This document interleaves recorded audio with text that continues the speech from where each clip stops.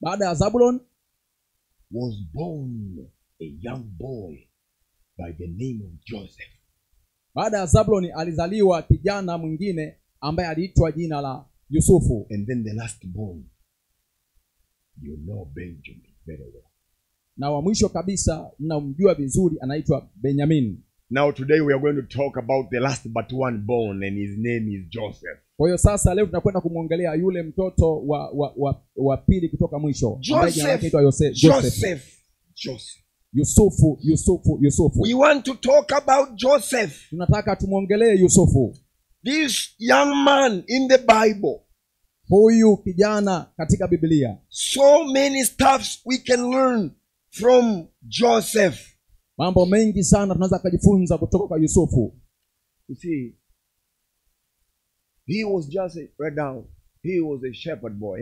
He was busy tending his father's sheep in the wilderness. I want you to put that one in your notes. Alikuwa ni mchungaji huyu akiwa akichunga kondoo wa baba yake. Nataka uandike vizuri hii kwenye daftari lako. Yeah, I want to make sure that you have that one in your notebook. Nataka uhakikishe kabisa unayo hii kwenye daftari lako. He was but a shepherd boy. Alikuwa ni mchungaji in the wilderness, kule nyikani, running around with sheep, akikimbia huku na huku na kondoo wa baba yake, taking the sheep of his father to the pasture, akiwachukua kondoo wa baba yake kwenda machungani. And then he was also taking them to a place of water, to drink water. Na kisha akawa anachukua pia kuwapeleka sehemu ya kunywea maji. But then Joseph was taking care of those sheep, making sure that no predator come to devour. Lakini pia aliwalinda dhidi ya wanyama wale wanyama wakali. So I want you to get a real picture of this young boy called Joseph. Kwa nataka upate picha halisi ya kijana huyu ambaye anaitwa Yusufu. And then Joseph, when God talked to prophet Samuel to go to the house of Jesse, back then, because God said, I have found me a king of Israel in the house of Jesse. Samuel didn't find nobody among the elders, the elder brothers of David, up until the end. Shepherd boy David had to be summoned from the wilderness, and he was ordained the king. He was anointed to be the king. Kwa hiyo sasa pia tukimwangalia huyu nabii Samueli ambaye alitumwa na Mungu kwamba naenda katika nyumba ya Yese ukanichagulie pale mfalme. Na Samueli alipofika kwenye nyumba ya Yese hakuona mfalme hata mmoja aliyestahili kuwa mfalme katika watoto wa mzee Yese, wale waliokuwa ni wakubwa.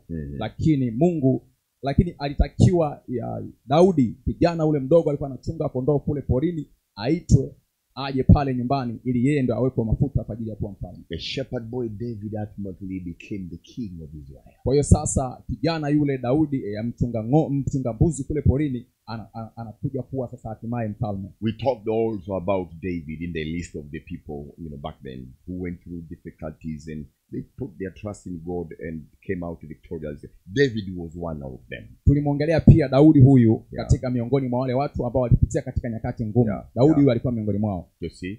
So now and then this time we are talking about Joseph, the one of the sons of Jacob.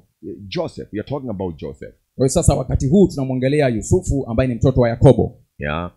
Now Joseph, he was also a shepherd boy. Yusufu naye alikuwa ni mchungaji wa kondoo. But he went through other route, difficult route. Sasa yeye alipita njia nyingine tofauti kabisa, njia ambayo ilikuwa ni ngumu. Can you imagine his brothers? His brothers, they were against him. Unaweza kuielewa vizuri kwamba ndugu zake kabisa, kaka zake walikuwa kinyume chake. That by itself is the biggest problem. Hiyo peke yake ni tatizo kubwa. Your elder brothers, instead of taking care of you, they becomes dangerous against you. Kaka zako wale wakubwa badala ya kuwa walinzi kwako na kusaidia na kujali, lakini ndio wanakuwa maadui kwako. Joseph faced that moment. Yusufu alipitia katika wakati huo mgumu. His elder brothers didn't like him. Kaka zake wakubwa hawakumpenda kabisa. That by itself is the biggest challenge. Hiyo kwa yenyewe tu ni changamoto kubwa. Keeps the environment so difficult. Inafanya mazingira kuwa magumu sana. Personally, I think if danger comes from outside, that's good. That's okay. But not from within. Binafsi nafikiria kwamba kama hatari zikitoka nje kabisa kule, hiyo ni salama, lakini sio ile inayotokea ndani. But for Joseph it was different. The water was boiling on the inside. Lakini kwa Yusufu huyu hali ilikuwa tofauti kabisa. Maji yalikuwa yakichemka ndani, kutokea ndani. On the inside of a home.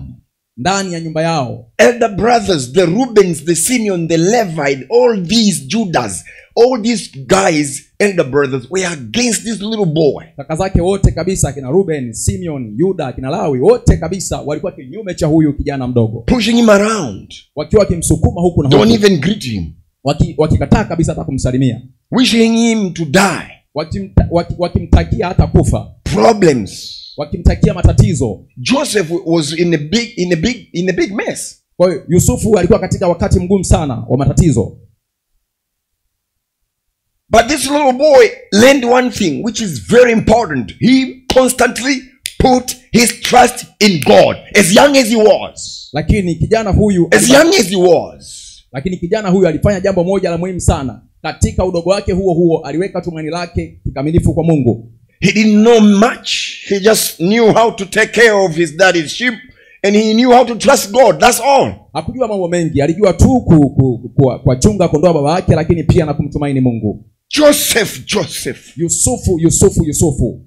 He made sure that his trust is in nothing else but in God. Alihakikisha kabisa kwamba tumaini lake. Read about Joseph is found in the book of Genesis chapter 37. Ukitaka kusoma habari za Yusufu basi zinapatikana kwenye kitabu kile cha Mwanzo na sura ile ya 37. Genesis chapter 37. Mwanzo sura ya 37.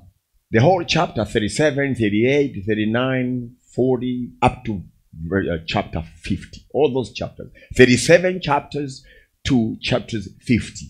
Kwa hiyo kuanzia ile sura ya 37 zote kabisa zile ukizisoma mpaka kufikia ile sura ya 50 unapata habari nzuri kabisa za kijana. You will find this wonderful, scary but uplifting narration about Joseph. Kwa hiyo utakutana everything about Joseph. Utakutana mambo haya yote kabisa ambayo ni ya kukatisha tamaa, lakini yalikuwa ni mambo ya kumuinua Yusufu.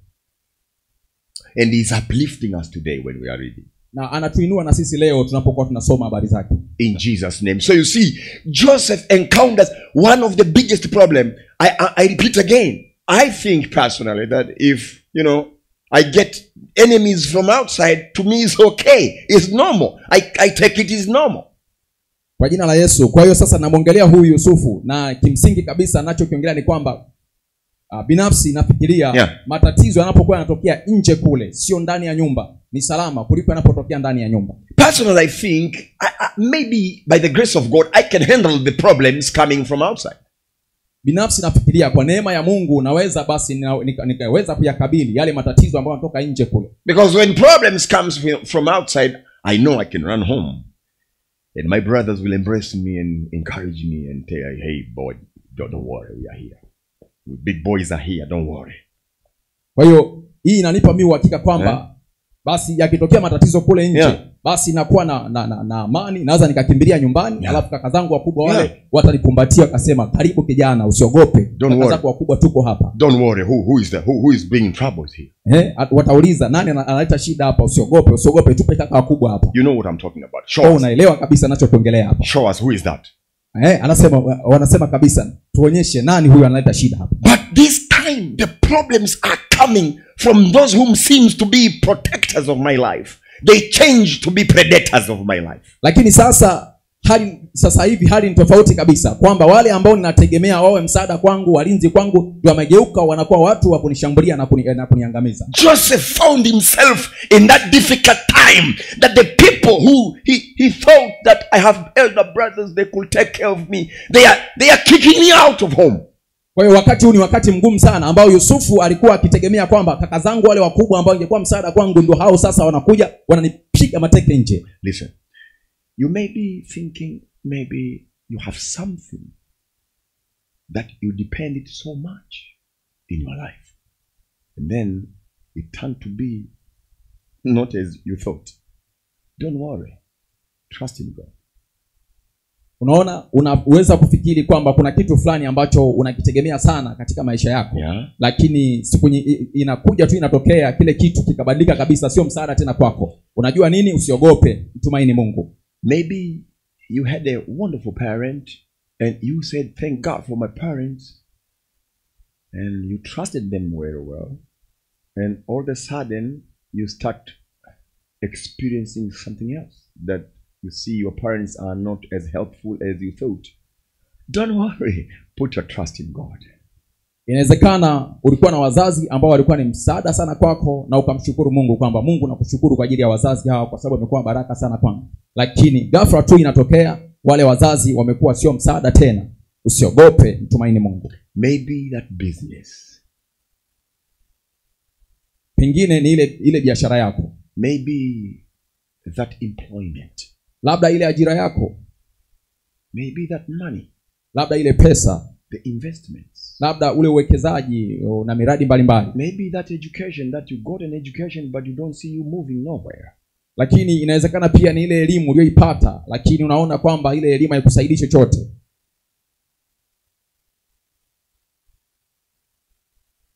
Don't worry, just put your trust in God. Usiogope, weka tumaini lako kwa Mungu. Just put your trust in God. Don't be afraid. Weka tumaini lako kwa Mungu, usiogope. Maybe the parents, I repeat, maybe because, we children, we are blessed with our parents by the grace of God, and we think without them we can't make it. And then when things turn around, don't be afraid. Just put your trust in God.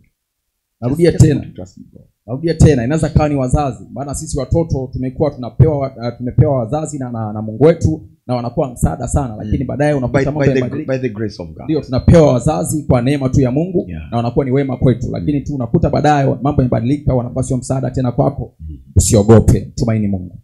They may be alive but not helpful at all. They're just taking care of themselves. Very selfish. Don't worry, put your trust in God. Wanaweza kuwa bado hapo hai lakini sio msaada tena na wakusaidii chochote, wamekuwa ni wachoyo sana kwako. Usiogope, mtumaini Mungu. Or maybe they don't have much. They are wonderful parents but they don't have much. And they can't help you as you really needed. Don't worry, just put your trust in God. Inawezekana ni unao wazazi bado hapo hai kabisa lakini hawana mali ya kutosha kwamba wakaweza kusaidia katika mambo mbalimbali. Usiogope, mtumaini Mungu hata katika hali hiyo. Don't you worry, put your trust in God. Usiogope, mtumaini Mungu. Maybe the parents went to be with the Lord. They are no longer near to help you, even to talk to them. Don't worry, just put your trust in God. God is the Father who never dies, never goes nowhere. He always remain with you. Inawezekana wazazi wako wameenda kuwa na Bwana. Ulikuwa nao wazazi wema kabisa wale, lakini wameenda kuwa na Bwana. Hata katika hali hiyo usiogope, tumaini Mungu. Don't be afraid.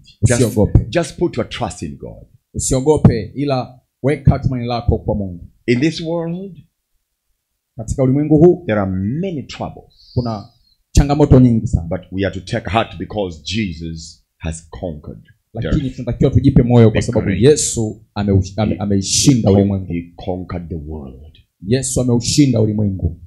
We have to put our trust in this God, Jesus Christ. Lazima tuweke tumaini letu kwa huyo Mungu Yesu Kristo. Well, let's talk about Joseph now. So Joseph encountered those difficult times. Neglection. They neglected him. Kwa hiyo sasa ngoja tumuongelee huyu Yusufu ambaye alipita katika wakati mgumu huu. Yusufu alitupiliwa mbali kabisa na ndugu zake. Yes, he was neglected. He suffered neglection. Ndio, walimtupilia mbali kabisa ndugu zake. Joseph suffered rejection. He was rejected. Yusufu alipitia katika hali ya kukataliwa, alikataliwa na ndugu zake. He suffered torture. They tortured him in all manners of torture. Ndio, Yusufu aliteswa pia na ndugu zake. Alipitia katika kila hali ya kuteswa na ndugu zake. Psychological torture. You talk about every type of torture, you know. Ndiyo, kuteswa kisaikolojia, kiakili. Wewe ongelea aina yoyote ile ya kuteswa ambayo unaifahamu. His elder brothers wished him died. Na kaka zake wale wakubwa walitamani kwamba hata angekuwa amekufa. One time, the elder brothers conspired that let's kill him. Kwa hiyo unaona, wakati fulani kaka zake wale wakubwa walikaa kinyume chake ili kwamba wamuue. Let's kill him. Naona wakasema kabisa, wacha tumuue. Okay, the reason behind is this young boy was very loyal to his father. This boy was very respectful to his parents. This young boy was trusting God so much. Because of that, he blessed the heart of his father so much. Jacob loved Joseph because he was very loyal to him. Kwa hiyo unaona sasa tatizo ama shida ilianzia kwenye kwamba kijana huyu Yusufu kwanza kabisa alikuwa ni mwaminifu sana kwa babake, lakini pia alikuwa ni mwenye kumheshimu sana babake, lakini pia alimpenda sana Mungu. Sasa haya yote kabisa yakamfanya baba yake ampende sana Yusufu. The heart of Joseph, as young as he was, he respected God so much. He loved God so much. Kwa moyo wa Yusufu pamoja na udogo wake wote ule ulimfanya aweze kumpenda sana Mungu pamoja na udogo wake. He was very loyal to God and to his father also. Alikuwa mwaminifu sana na mtiifu kwa Mungu hata kwa babake pia. He was hardworking. Alikuwa akifanya kazi kwa bidii. He was respectful. He was respecting everybody. Alikuwa ni mwenye heshima, akimheshimu kila mmoja. And so Joseph conquered the heart of his father.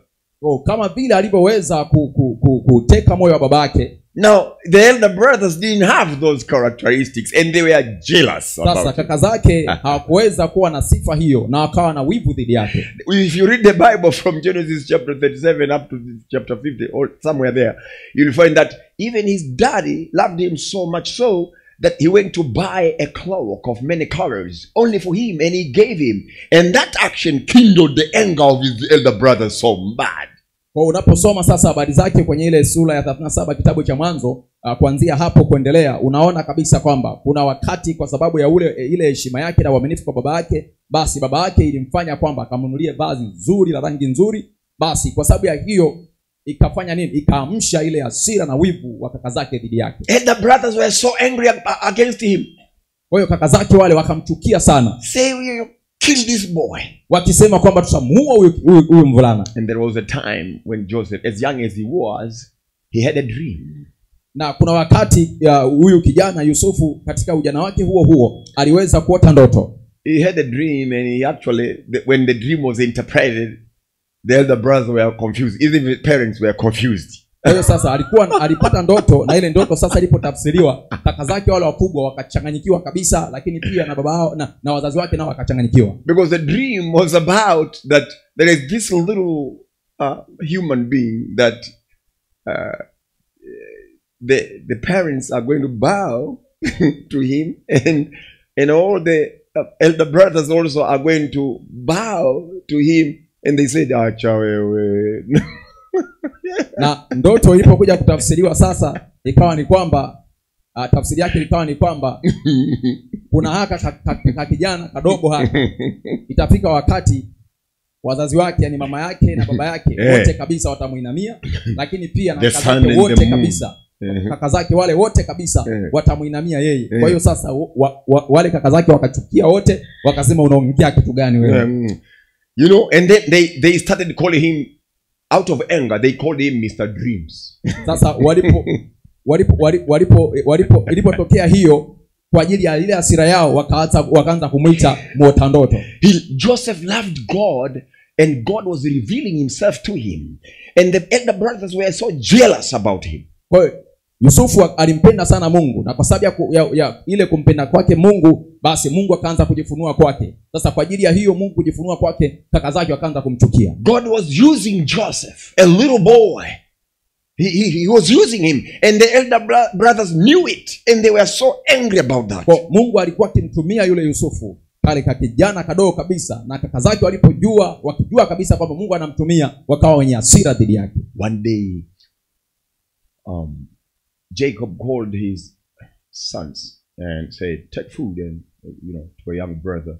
in the wilderness. Take food to him.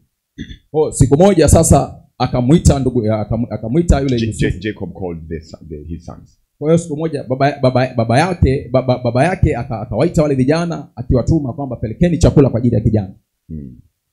So when Jacob summoned his elder brothers to take food to Joseph in the wilderness as he was tending his father's sheep, and then they said, today. Kwa hiyo sasa ikawa kwamba we are going to kill him.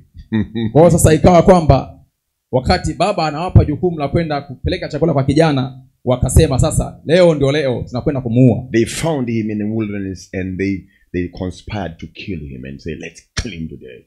Kwa hiyo akamkuta kule nyikani, wakasema wacha tumuue. As they wanted to do that, Reuben said, no. The elder of Reuben, the firstborn, said, no. Don't do it. Maybe there is a well, a dry well here. A long and a deep well. Let us throw him in there and leave him there to die with thirsty and hunger. Kwa hiyo sasa walipokuwa wakipanga hivyo, wameshamkuda tayari wanataka kumuua, basi kaka yao mkubwa yule Reuben akasema, hapana msifanye hivyo.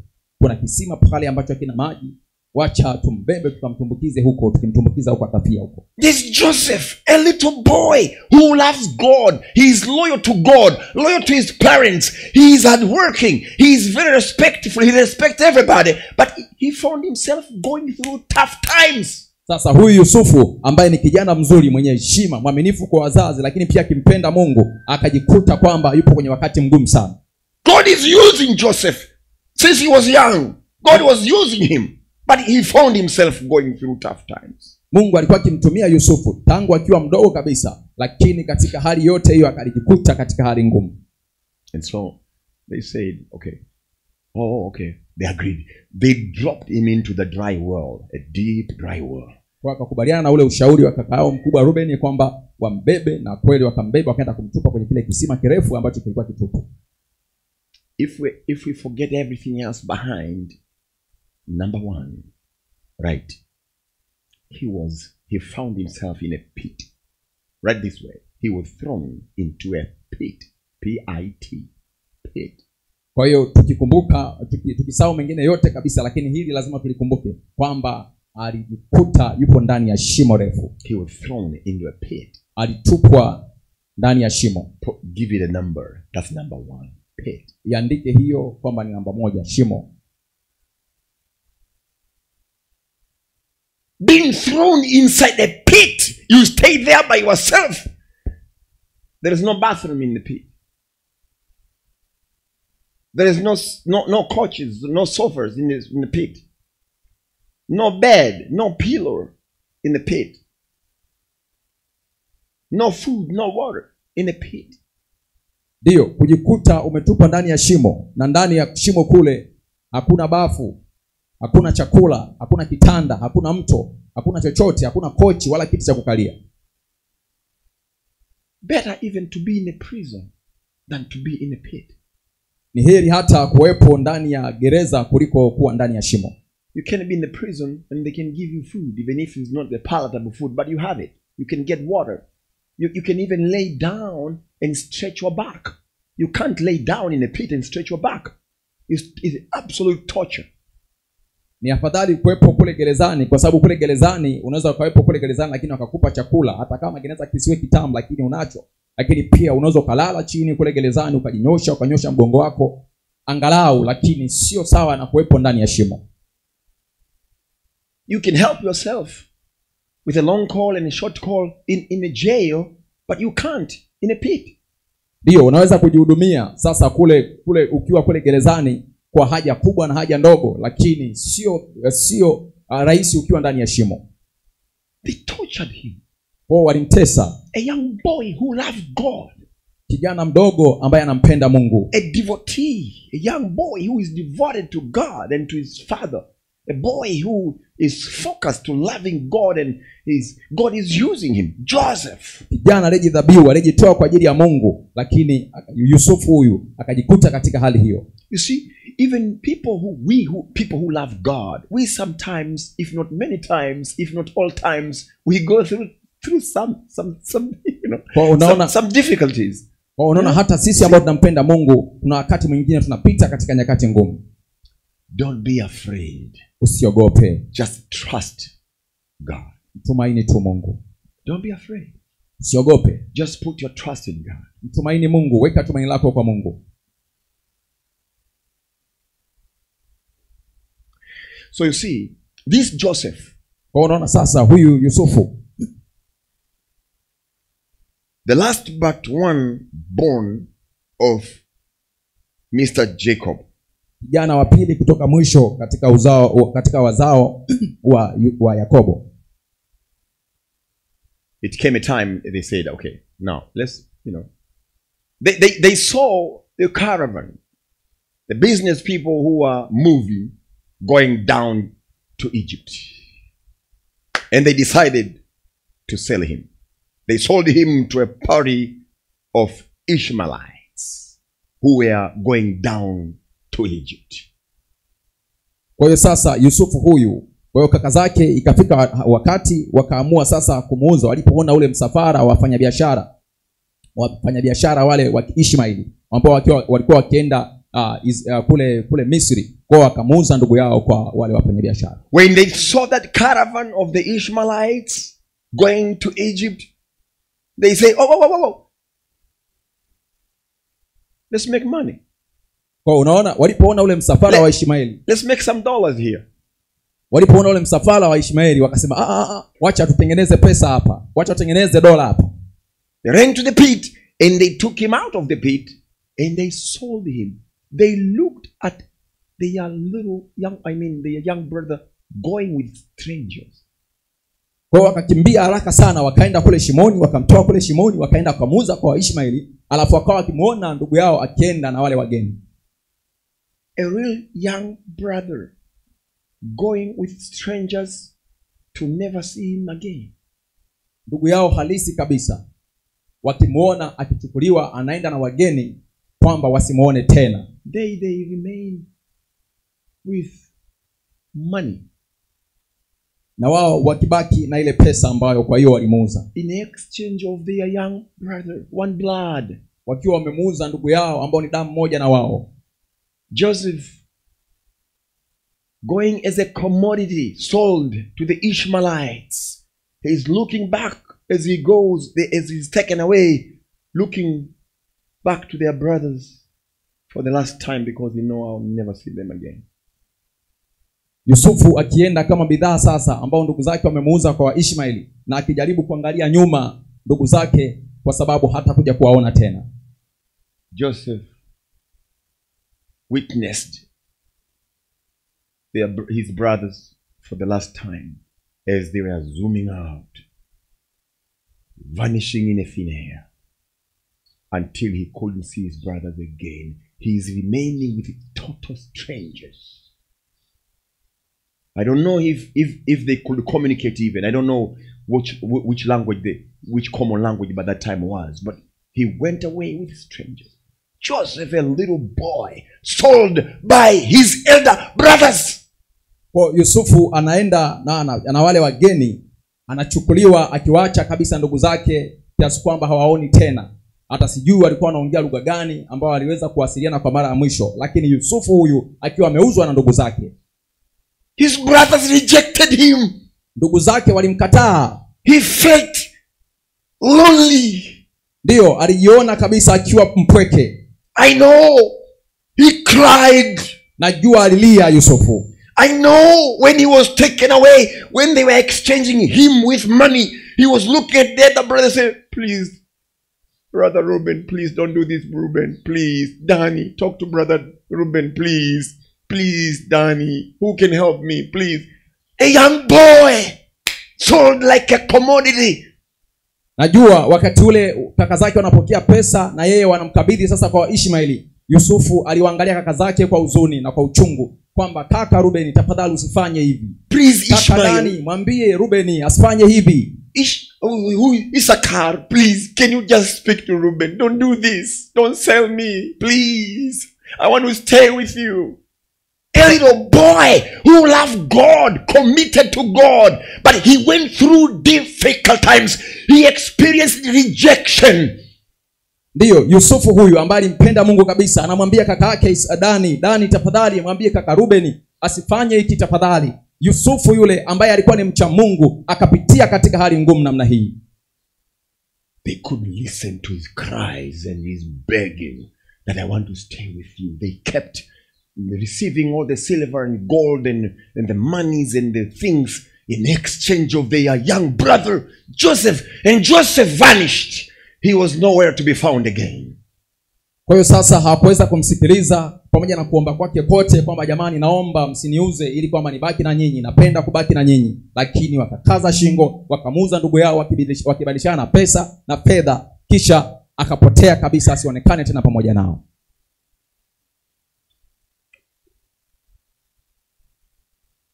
If you are going through difficult times, don't be afraid. Don't worry. Just put your trust in God. Kama unapitia katika wakati mgumu, usiogope, weka tumaini lako kwa Mungu. So the caravan of the Ishmaelites reached Egypt. Kwa msafara ule wa Ishmaeli ukafika kule Misri. With one commodity, a little boy Joseph. Wakiwa na bidhaa moja ambayo ni kijana yule mdogo Yusufu. And in Egypt, Joseph was sold as a slave. Kwa kule Misri sasa. To Potiphar. Kule Misri sasa Yusufu akauzwa kama mtumwa kwa Potifa. Potiphar was an officer of Pharaoh. Huyu Potifa alikuwa ni ofisa mmoja kwa Farao. So from the pit to Potiphar. Kwa hiyo sasa akitoka kule shimoni anajikuta kwa Potifa. Number 2, to Potiphar. Namba 2 kwa Potifa. From the pit, number 1, to Potiphar, number 2. Kwa hiyo kutoka kule shimoni anajikuta yupo kwa Potifa, ambao Potifa sasa ni namba 2. In the pit he had great troubles, but in Potiphar's house he had the worst. Kwa hiyo sasa kule shimoni alikuwa na wakati mbaya, lakini kwenye nyumba ya Potifa alijikuta na wakati mbaya zaidi.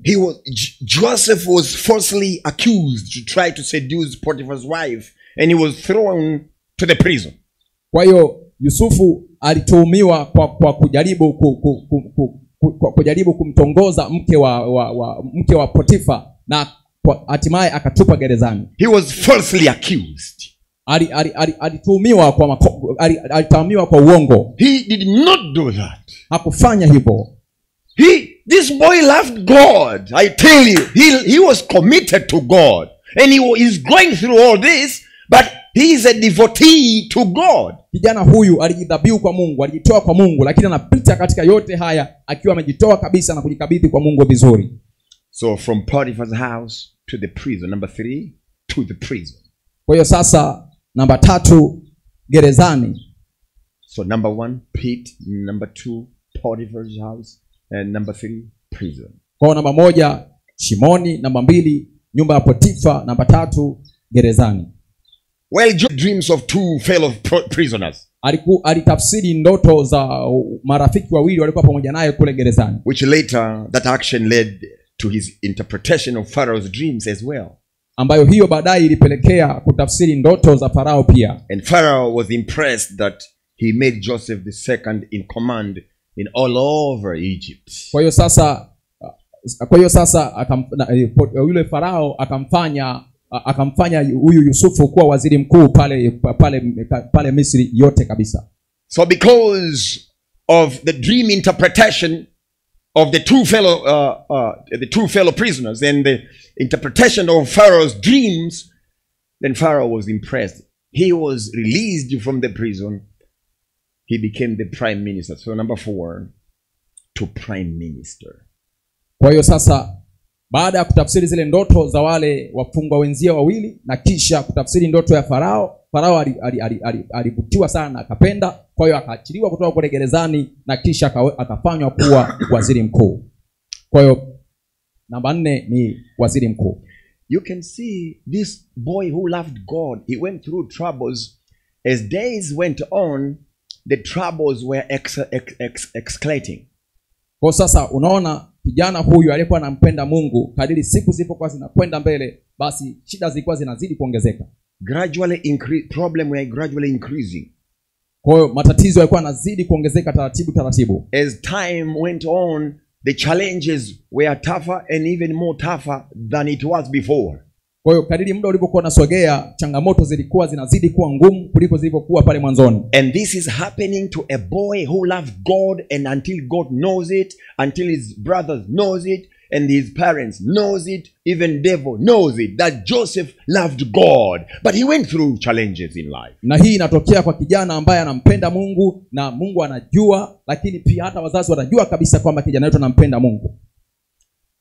So we have paid, we have Potiphar, we have prison, and then this time prime minister. Kwa hiyo tuna shimo, lakini pia kwa hiyo kwanza tuna shimo, lakini tuna Potifa, lakini pia tuna gereza, na kisha tuna waziri mkuu. It came a time when this young boy Joseph, who loved God and everybody else rejected him, you know, this bunch of liars, after they sold his young brother, they said, okay, what are we going to tell daddy now? We are going home without Joseph. They gathered together this bunch of liars, and they said, let's find and slaughter one animal. And we take that cloth, Joseph's cloth, and then soak it with the blood of an animal which you slaughtered. And then we go home and say, Daddy, a wild animal came and killed our young brother. Liars. No animal is you.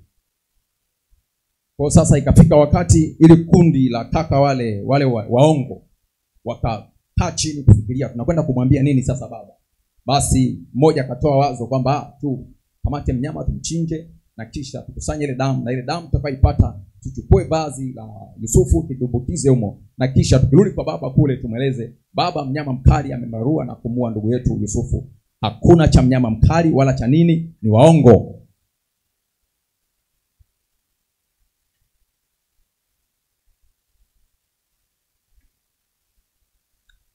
Usiogope unachokipitia. Mungu anakiona. Jamani, amina. Mungu yuko makini sana. Yuko, yani kila doti unayopitia anaifahamu vizuri. Hata kama akili yako haielewi kwa nini unapitia unayopitia, namna nzuri ya kufanya, nyamaza. Weka tumaini lako kwa Mungu. Basi ishia. Mwachie yeye ni dereva, atakifikisha chombo vizuri na salama. Jamani, amina. Usifike sehemu ukajaribiwa, mtu wa Mungu, ukafika sehemu ya kumkana Mungu na kukana imani na kumwacha Mungu. Usifike huko. Si unampenda Yesu? Nimekuuliza, si unampenda Yesu? Nakuuliza tena, si unampenda Yesu? Nakuuliza tena, huyu Yesu unampenda? Na hata Yesu alimuuliza Petro mara 3. Mimi nakuuliza leo mara ya 4. Unampenda Yesu? Usiogope. Kwa watu wanaompenda Mungu, hata kama sio mkamilifu, una madhaifu hapa na pale, nimesema unampenda Yesu. Hiyo ndio nimesema mimi. Sijazungumzia uwepo au kutokuwepo kwa madhaifu yako. Nasema kabisa unajua unampenda Yesu. Kama hiyo unayo, hakuna kitu utapitia kwenye maisha alafu Mungu hajaruhusu. Ukipitia chochote maishani, Mungu alikiona kwanza kabla hujakiona, alikifahamu kabla hujafahamu, kilipotokea alishafahamu na akaruhusu kitokee. Ndio maana usiwe na mashaka. Usifadhaike. Usiogope.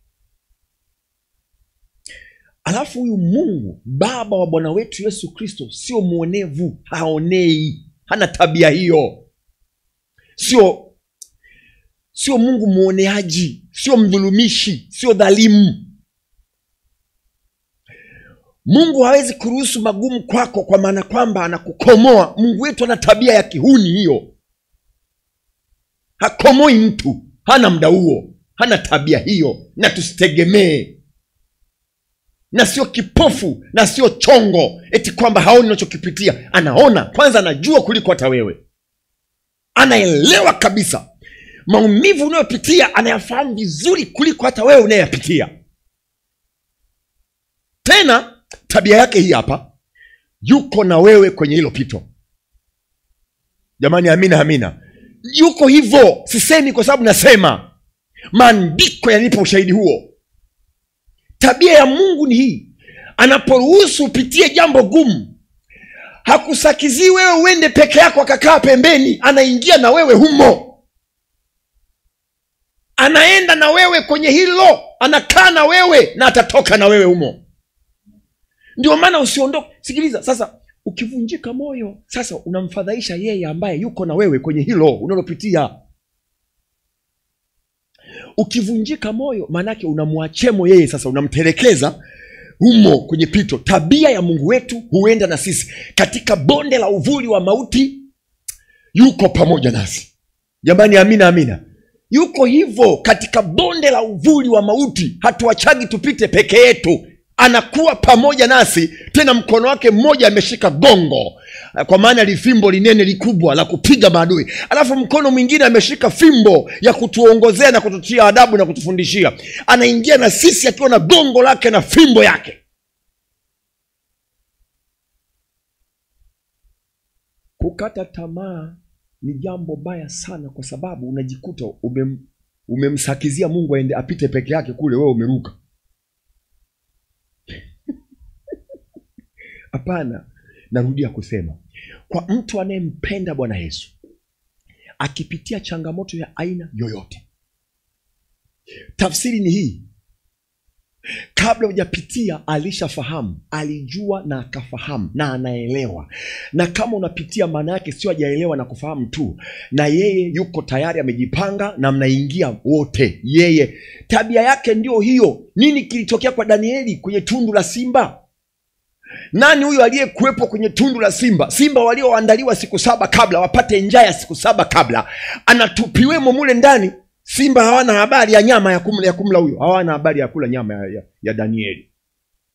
Huyo aliyefunga makano ya simba ni nani? Huyo aliyeingia mule si ni Mungu mwenyewe?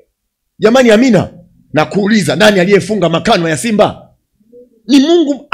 Yani waliposema tunakusurubisha kwa namna hii, tunakuangamiza kwa namna ya ukaliwe na simba, akatangulia Mungu, akaenda Mungu akaingia na Danieli kwenye tundu la simba.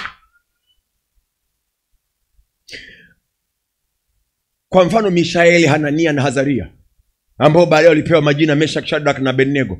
Kwa mfano hawa walipotupwa kwenye tanuru, so walitupwa wangapi jamani? Maandiko hata wapagani wanakiri, mpaka na yeye wale mfalme naye anakiri, anasema ja, simetupa watu 3 ndani, mbona naona 4? Huyo 4 ni nani?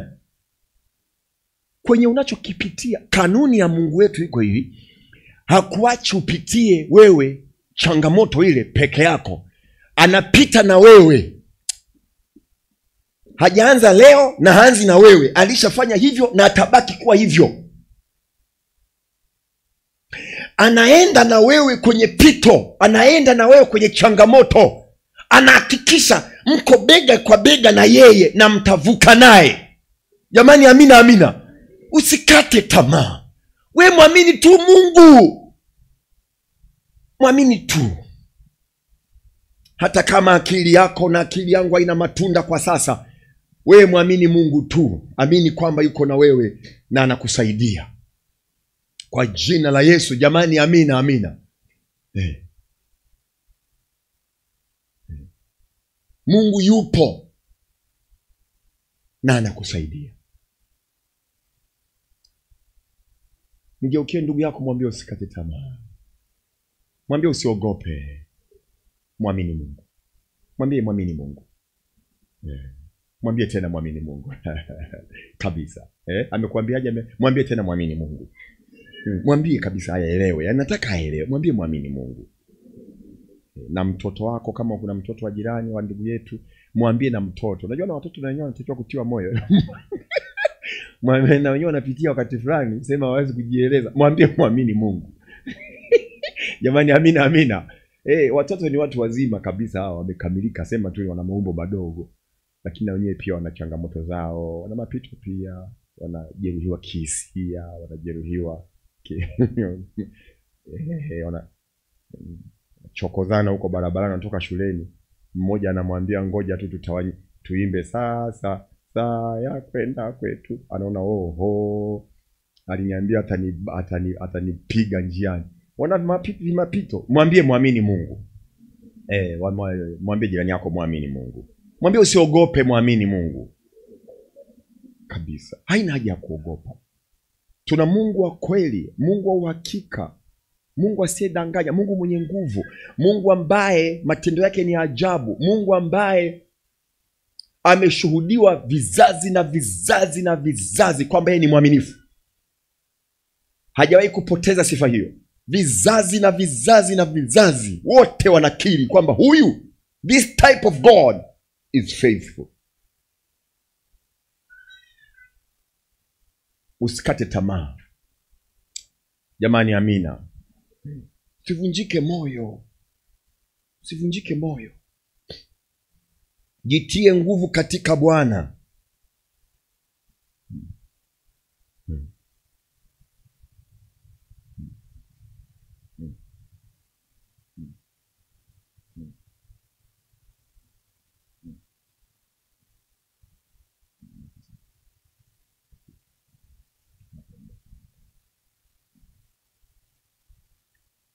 Amen. Jamani, amina amina.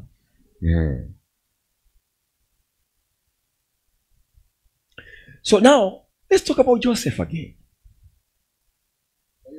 Wacha tumwongelee tena Yusufu. Let's talk about Joseph. Wacha tumzungumzie tena Yusufu. We learned about the Job and Moses and Daniel and Elijah the prophet. We talked about David. We talked about Jesus, Paul, Apostle Paul. Today we are talking about Joseph.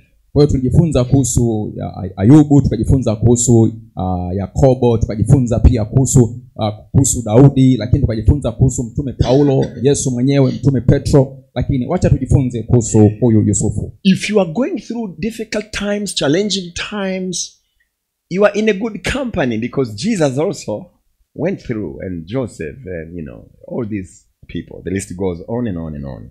Kwa hiyo sasa unapojikuta unapita katika wakati mgumu, katika hali ngumu, basi usiogope, kwa sababu ujue kabisa uko katika ule ushirika mzuri kabisa, kwa sababu Yesu naye alipitia katika hayo.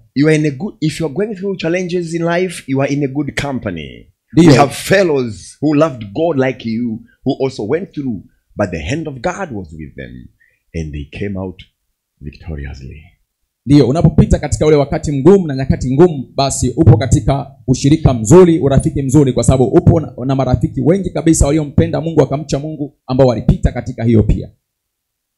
It came a time when famine struck the whole world, when Joseph was in Egypt. Kwa hiyo ilifika wakati ukame ukaipiga dunia nzima, wakati Yusufu huyu akiwa kule Misri. And during a famine, na wakati wa ukame ule, yes, Joseph's brother, all Joseph's brothers, they went to Egypt. Kwa hiyo wakati wa njaa ile, basi ndugu zake wote kabisa, wale kaka zake Yusufu, wakaenda kule Misri. All Joseph's brothers went to Egypt seeking for food. Kwa kaka zake wote Yusufu wakaenda kule Misri kwa ajili ya kutafuta chakula. And when they were in Egypt, they never recognized their young brother Joseph.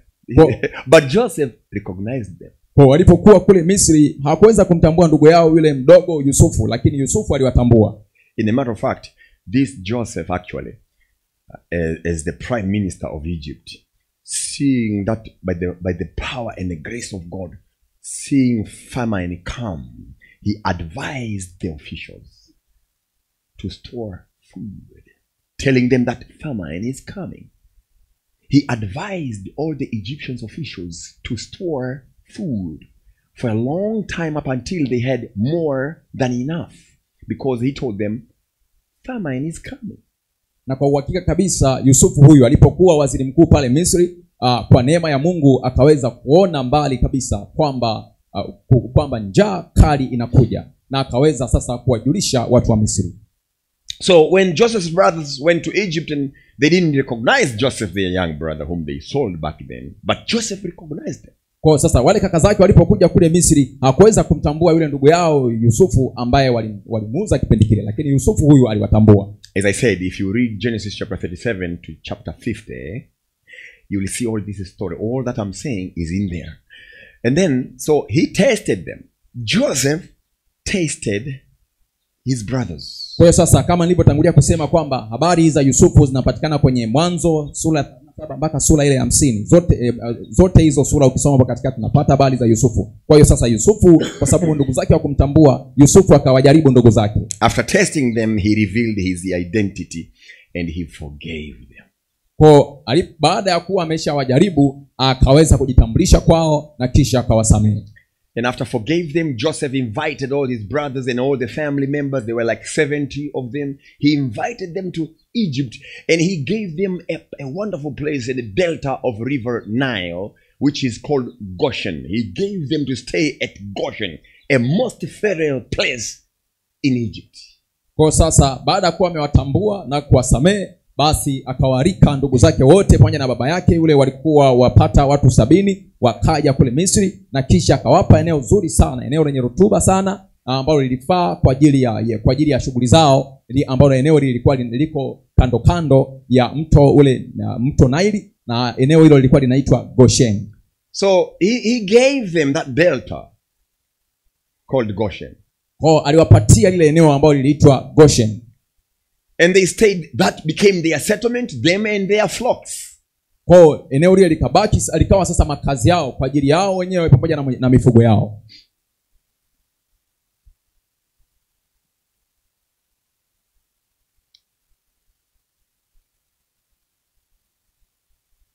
The problems in life that you are going through now can't prevent the blessings of God unto your life. Kwa hiyo changamoto na shida mbalimbali unazozipitia sasa haziwezi kuzuia baraka za Mungu kwenye maisha yako. Haziwezi kamwe. I just took 4 bigger in myself. I see those are bigger ones, like pit, Potiphar's house, prison, and those I see myself as the biggest one. But every challenge is big. Every discomfort is just a discomfort. But God was with Joseph all through.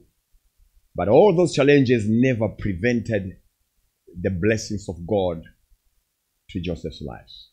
Kwa hiyo binafsi ninachukulia kwamba yale ambayo yaliyapitia Yusufu ni makubwa, nikianzia na lile shimo, lakini pia kule nyumbani kwa Potifa, na pia magereza, ninahesabu ni makubwa, lakini kimsingi changamoto yote ile, tatizo lote ile ni kubwa, lakini hayo yote hakumzuia Yusufu kuweza kubarikiwa na Mungu. Now, his brothers sailed of Joseph into slavery. Kwa hiyo kaka zake wakamuuza Yusufu utumwani. That action that they did, selling him, kwa kile kitendo alichokifanya cha kumuuza, it proved providential at the end. God provided for Joseph at the end. So don't give up while you are not at the end of your journey. Kwa hiyo kile kitendo cha ndugu zake kumuuza Yusufu kwa wale wageni kilikuja kujithibitisha baadaye kwamba kilikuwa ni cha muhimu na chenye faida. Kwa hiyo sasa usiogope wala usikate tamaa pale unapokuwa kwenye kipindi kigumu. It started very bad, but it ended very well. Kwa ilianza vibaya sana, lakini ikamalizika vizuri mno. But what are we learning from Joseph? We are learning that Joseph, after all that he faced, he put his trust in God. Kwa hiyo sasa nini tunajifunza katika yote? Tunajifunza kwamba Yusufu pamoja na yote yale aliyoyapitia, lakini aliweka tumaini lake kwa Mungu. Joseph had an open door, had a chance to compromise his faith to get things easy, but he couldn't choose that route. Kwa Yusufu huyu alikuwa na wakati ambao ulikuwa unafaa kabisa wa yeye kuweza kuikana imani, lakini hakuweza kuchagua hivyo hata mara moja. He had an opportunity to compromise his faith, to reduce the heat from the kitchen, but he couldn't choose that. Ndio, alikuwa na nafasi kabisa ya kuweza kuikana imani ili kwamba kupunguza lile joto alilokuwa analipitia, lakini hakufanya hivyo. He was ready to lose everything, including his life, but not to lose his relationship with God. Alikuwa tayari kupoteza kila kitu, hata uhai wake, lakini hakuwa tayari kupoteza uhusiano wake mzuri na Mungu. Joseph was loyal to God. Yusufu alikuwa mwaminifu na mtiifu kwa Mungu. In return, he saved not only his brothers, but his whole family. His whole family got settlement, got food, a nice place to live. Talk about River Nile. They had more than enough fish to eat.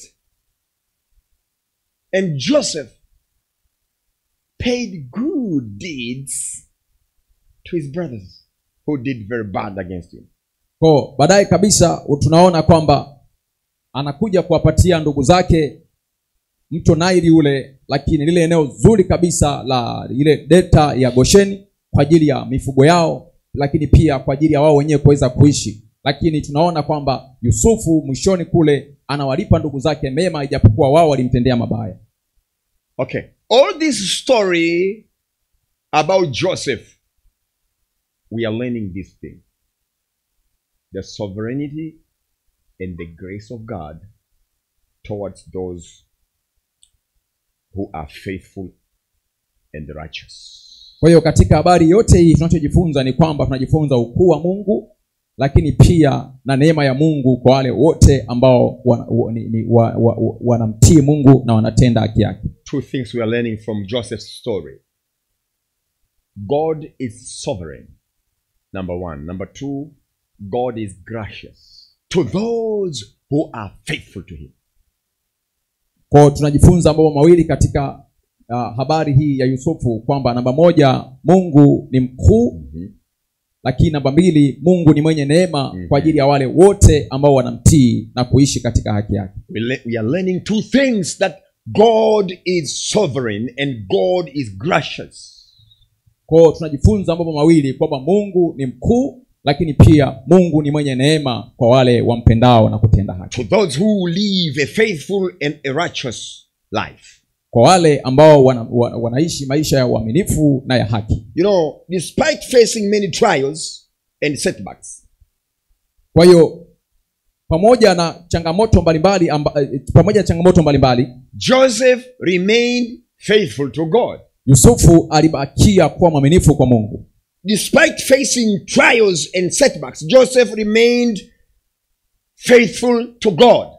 Kwa hiyo pamoja na changamoto lakini pia na vikwazo mbalimbali, Yusufu alibakia kuwa mwaminifu kwa Mungu. We are to remain faithful to God. Tunatakiwa kubakia waaminifu kwa Mungu. All right. Let me give you a few nuggets, 3-4 nuggets from this story of Joseph. Number one. Kwa hiyo wacha niwape mambo machache kwa ufupi kuhusu habari hii ya Yusufu. Number one, God is always with us. Namba moja ni kwamba Mungu yupo wakati wote, yuko pamoja nasi. Yeah. Number two, we should always trust God. Namba mbili, tunatakiwa wakati wote tumtumaini Mungu.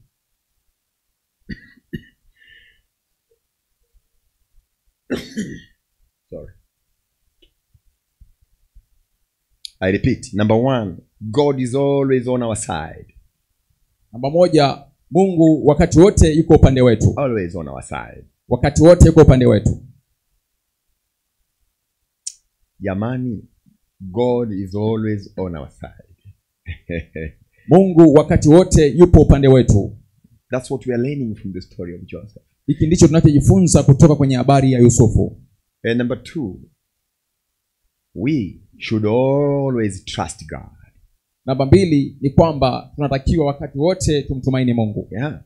Even when things seems bad, but we should always trust God. Hata pale mambo yanapoonekana kuwa ni mabaya, tunatakiwa tumtumaini Mungu. Yeah. Number three, Namba 3, our God is sovereign and he is good. Mungu wetu ni mkuu na kisha na pia yeye ni mwema. Yes. Our God is sovereign and he is good. Kwa Mungu wetu yeye ni mkuu na pia ni mwema. You see, God can use the evil situations for his purposes. Kwa hiyo God can use the evil situations to fulfill his purpose. He can use our difficulties for his purposes. Kwa hiyo Mungu anaweza kutumia zile nyakati ngumu tunazopitia sisi kwa ajili ya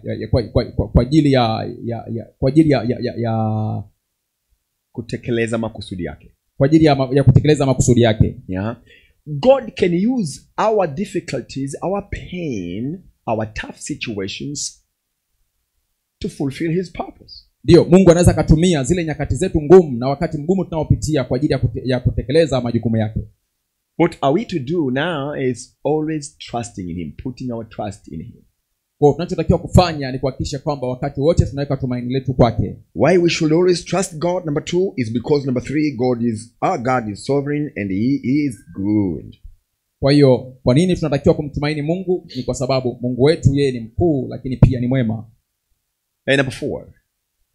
Namba 4. We should trust in God's providential plan for our lives.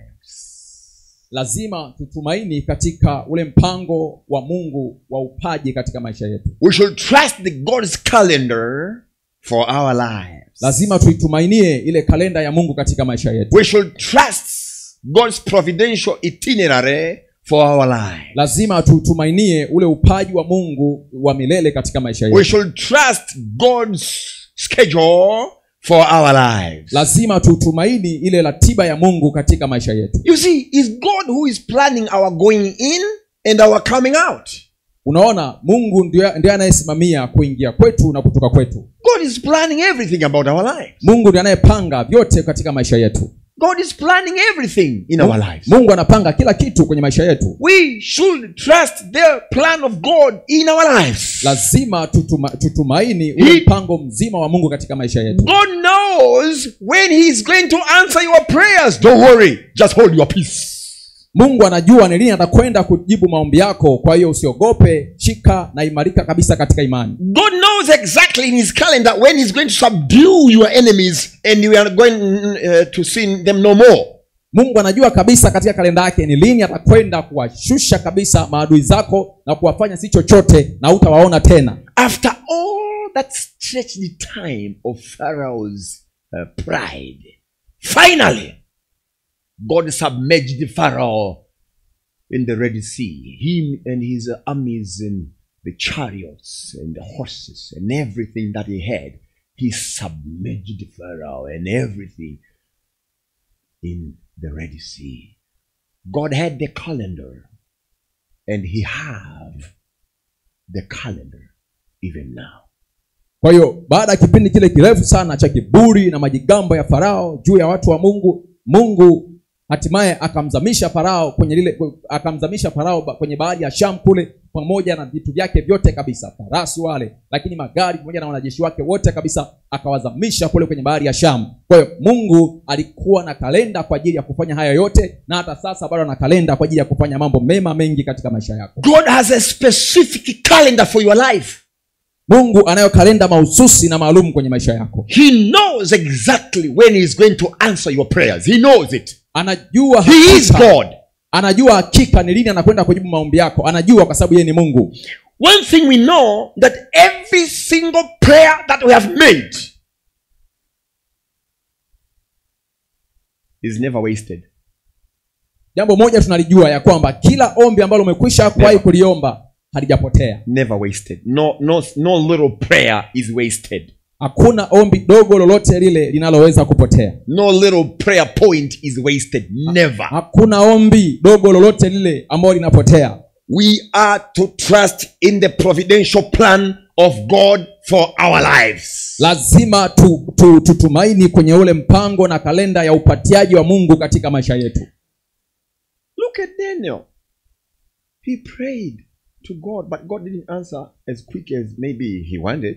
God answered his prayers at the last minute.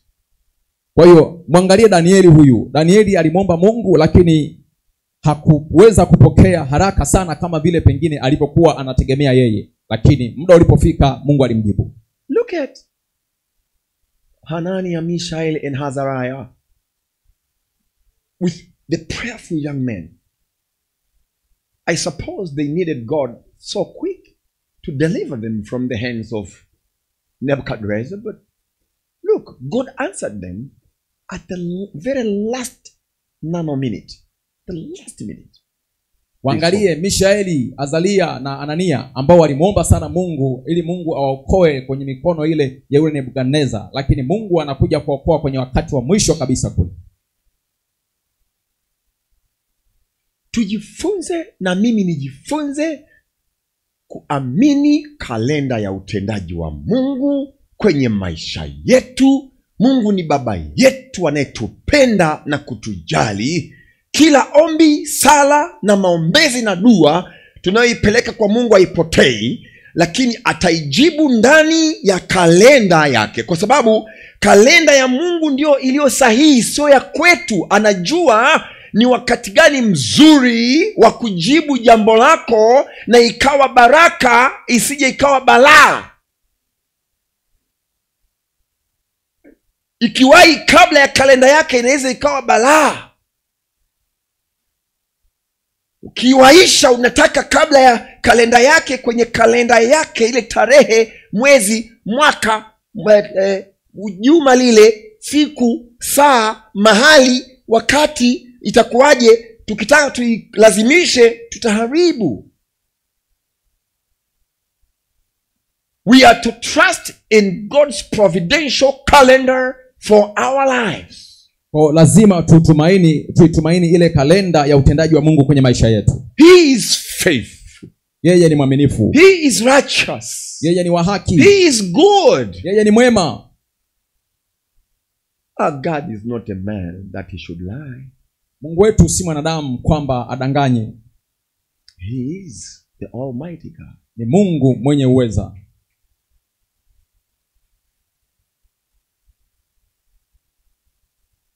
Bwana Yesu asifiwe. Hawahi, hachelewi. Anatenda kwa muda wake, na muda wake ndio sahihi.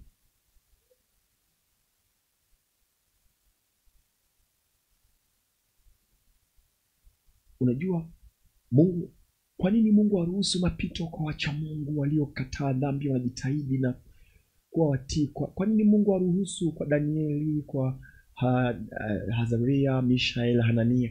Kwa nini Mungu aruhusu kwa Ayubu? Kwa nini Mungu aruhusu haya magumu machungu, wanatoka machozi, watu wanalia, watoto wake wanapitia, wanashindwa kulala, wanaheka heka? Kwa nini Mungu aruhusu? Hapana. Mungu anaporuhusu changamoto kwenye maisha kwa watu wanaompenda, sio kwamba anakuchukia, sio kwamba amekusahau, sio kwamba imani yako ni ya kizembe. Hapana. Sio kwamba Mungu anapendelea wengine na wengine anawaacha. Hapana, Mungu hayuko hivyo. Mungu wetu, baba wa Bwana wetu Yesu Kristo mwokozi wetu, hayuko hivyo. Akiruhusu, maana yake anafundisha mkono wako vita na anafundisha vidole vyako mapambano. Jamani, amina, amina. Yaani akikuruhusu upite kule, anakufundisha vita, anaikakamaza imani yako. Na kuna wakati anaruhusu hayo ili amthibitishie adui yako kwamba hujaokoka na kuishi maisha ya unyofu, kwa sababu umezungukwa na baraka za Mungu na amani na kila kitu kiko sawa sawa. Anataka amwambie adui yako kwamba huyu ananipenda sio kwa sababu ya baraka nilizompa, sio kwa sababu ya uzima na uhai na mali na ndoa na nini. Ananipenda kwa sababu amenijua kwamba mimi ni Mungu. Jamani, amina, amina. Mungu anakutumia ili kwamba atume ujumbe kwa adui yako moja kwa moja, kwamba huyu ameokoka na anaishi maisha ya kunicha na kunipenda, sio kwa sababu ya mali na vitu, sio kwa sababu mambo yamenyokea. Ananipenda kwa sababu hakika amenijua kwamba mimi ni Mungu. Huyu amenijua. Ananipenda na kunicha kwa sababu amenijua kwamba mimi ni Mungu. Sio kwa sababu ya vitu, sio kwa sababu ya sio kwa sababu mambo yamenyokea, sio kwa sababu akibonyeza tu imekuwa imekuwa, batani imekuwa, imewezekanika, hela zimekuja, biashara imeenda, ameolewa, kaoa, na ataoa huyu. Jamani, amina. Kwamba sio kwa sababu ya hayo huyu ananicha na kuishi maisha ya utakatifu na unyofu, kwa sababu hakika amenijua mimi kwamba mimi ni Mungu na zaidi yangu hapana. Jamani, amina. Tujifunze kuamini ile kalenda ya Mungu ya wakati ambao ataachilia mapaji yale ambayo tunayataka.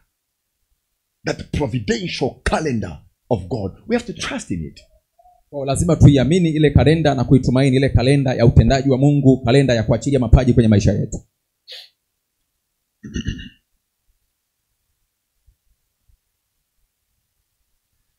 So I gave you like four nuggets, 4 little short sentences. Kwa nimekupa wewe kuhusu mambo 4 kwa ufupi. Then please put that in your heart. Kwa tafadhali yaweke hayo ndani ya moyo wako. Point number 4 is one of the important points to note. We are to trust God's timing. Kwa hiyo ile pointi ya 4 ni moja kati ya zile ambazo tunatakiwa kuzishika wakati wote, kwamba lazima tuhakikishe tuna utumaini ule wakati wa Mungu. We see, okay, all right. Number 5. Maybe let me add one more. Number 5. Namba 5, wacha niongeze namba 5.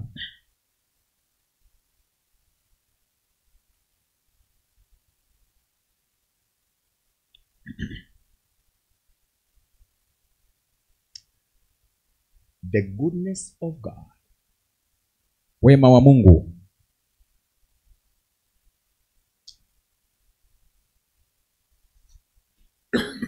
Is very well demonstrated. Umeelezewa au kuonyeshwa vizuri. Is always well demonstrated. Wakati wote inaelezwa vizuri. The goodness of God is very well revealed. Fadhili za Mungu zinajifunua vizuri. In the midst of great hardship. Katikati ya magumu makuu. In the midst of betrayal. Katikati ya kukataliwa.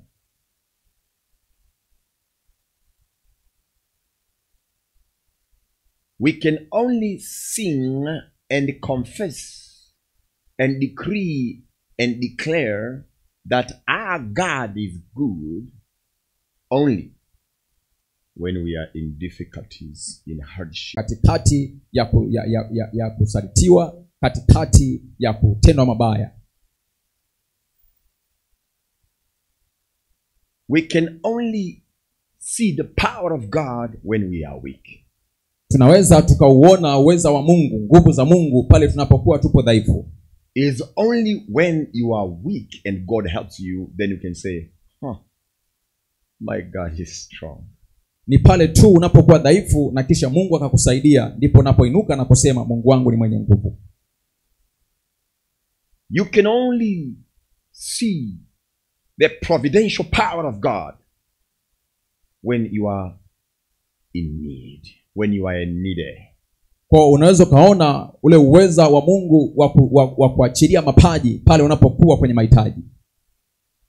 You can only know the power of healing of God when you are ill. Unaweza ukaujua ule uweza wa Mungu wa kuponya pale unapokuwa ni mgonjwa.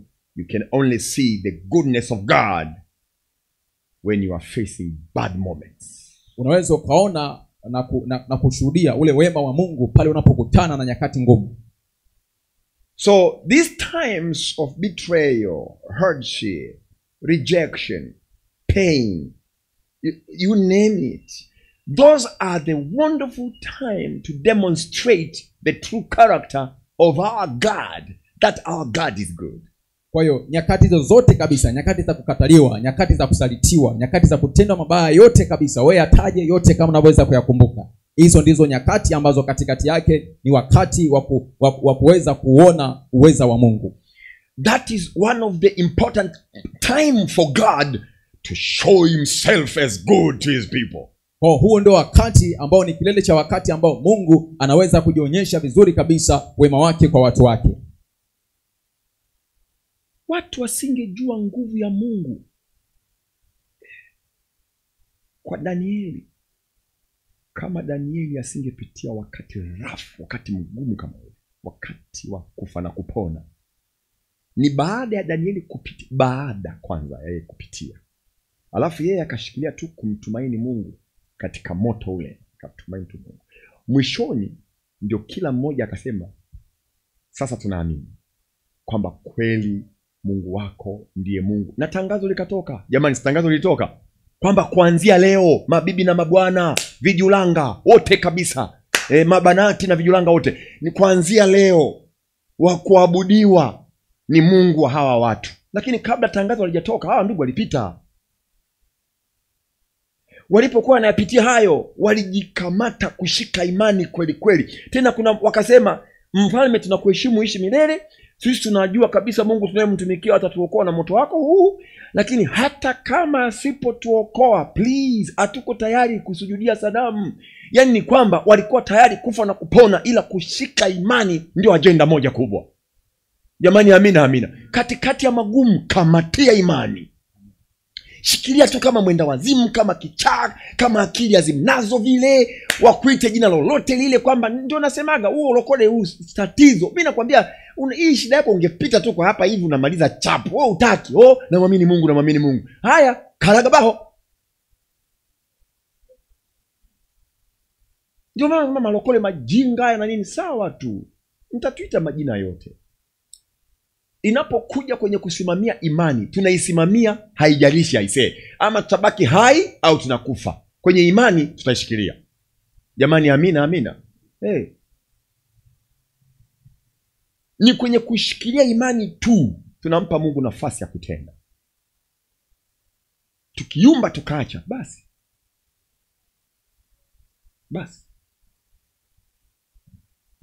kiumba tu basi, na Mungu unakuwa mikono yake umelazimisha Mungu aweke mikono yake nyuma tena. Ninaomba unitajie vile vitu vitano vya mwisho ambavyo ni miongoni mwa mafunzo tunayojifunza kupitia masimulizi mazuri ya Biblia ya kwenye Mwanzo sura ya 37 hadi sura ile ya 50. Zote zile sura kuhusu maisha na utumishi na changamoto za Yusufu, mtoto wa Yakobo. Namba 1, tulisemaje? Mungu yuko pamoja nasi nyakati zote. Hiyo iingie kwenye moyo wako. Namba 2, tunatakiwa daima kumtumaini nani jamani? Mungu. Mtumaini Bwana kwa moyo wako wote, wala usitegemee akili zako mwenyewe. Katika njia zako zote mkiri yeye, naye atayanyosha mapito yako. Hiyo ni Mithali sura ile nadhani ni ya 3 mstari wa 5 hadi wa 6. Mithali 3:5 hadi 6. Jambo la 3 tukasemaje? Mungu wetu ni mkuu na ni mwema sana. Maana yake hata unapopitia changamoto zako bado ni mwema katikati ya changamoto zetu. Jamani, hivi unaweza kuona wema wa Mungu wakati Yusufu akiwa ndani ya shimo kisima? Unaona wema wa Mungu Upo wema wa Mungu. Alipotupwa, kwanza walipotaka kumuua, tumuue, wakapanga kila kitu, wema wa Mungu kaingilia kati. Sema ngoja tubadilishe mpango. Tayari mpaka hapo ni wema wa Mungu. Ila huyu ndugu tumbo lilishamnyonga. Ni kweli, kwa sababu sio anaongea wako naye na wanatamba kwamba sisi leo tunaua huyu dogo. Huyu dogo anataka kutuletea mambo mengine.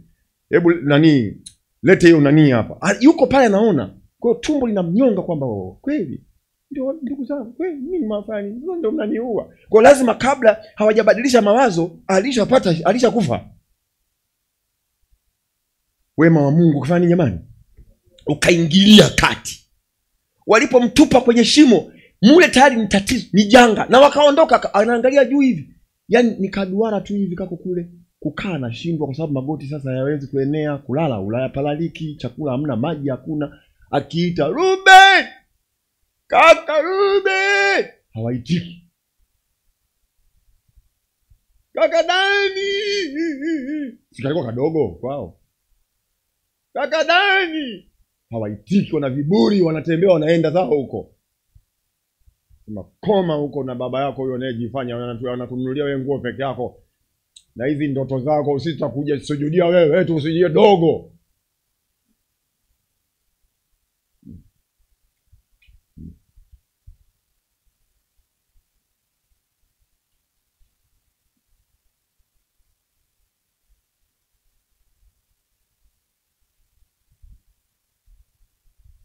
Mungu akapitisha kundi la Waishmaeli wafanya biashara na mangamia yao.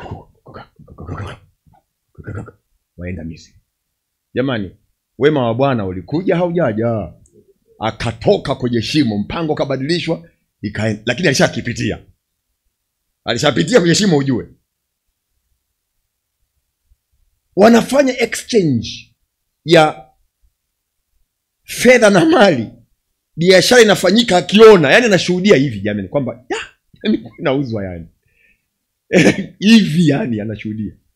Na anabebwa, anatokomea na wageni asiowajua, watu wa kabila tofauti na wao. Hawa ni Waishmaeli ujue.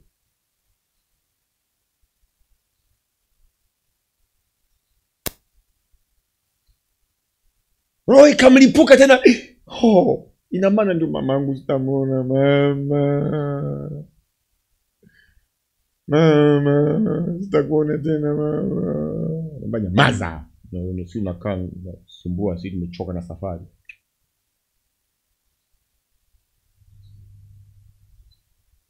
Kavunjika moyo kwamba yani ndio simuoni baba, simuoni mama, afu nguo yangu ameichukua, ile nzuri ambayo ndio hiyo hiyo ameichukua.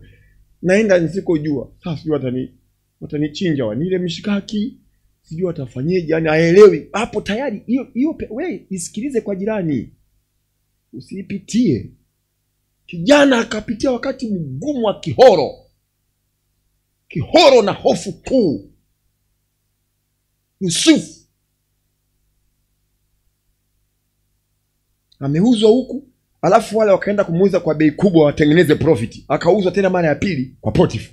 Anashuhudia kwamba anakuja likamanda moja linakuja la Farao. Sema huyu ndio manager. Nani huyu hapa? Okay. Haya, ingia ndani. Kazi zifanyike vizuri huko. Unasikia mtoto wewe? Haya. Li Potifa li officer, li mwanajeshi la Farao. Wewe unafikiri Farao atachagua mwanajeshi wa aina gani kwa roho mbaya aliyokuwa nayo ile?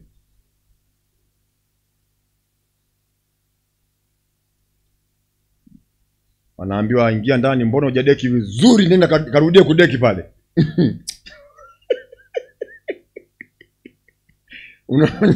Kihoro, hofu, mashaka.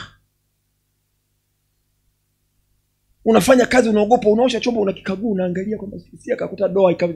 Maana bosi wangu mwenyewe anakuja ana bastola hapa, ana bomu kwa hapa, sasa akija nyumbani anaweka juu ya meza, unasikia kwara mabastola na mabomu.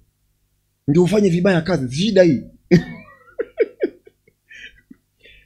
Yakatokea na majanga mengine mule, yule mama anamsingizia mtoto wa kijana wa watu, janga likaja lingine, yani ila katika kila pito wema wa Bwana uliingilia kati. Jamani, amina. Kwenye kila pito wema wa Bwana uliingilia kati. Tupwa kule kwenye jela Yusufu. Kakakaa kule selo kamesokomezwa na majambazi na vibaka na wenye vibuli, watu kutu, naye akawekwa kule.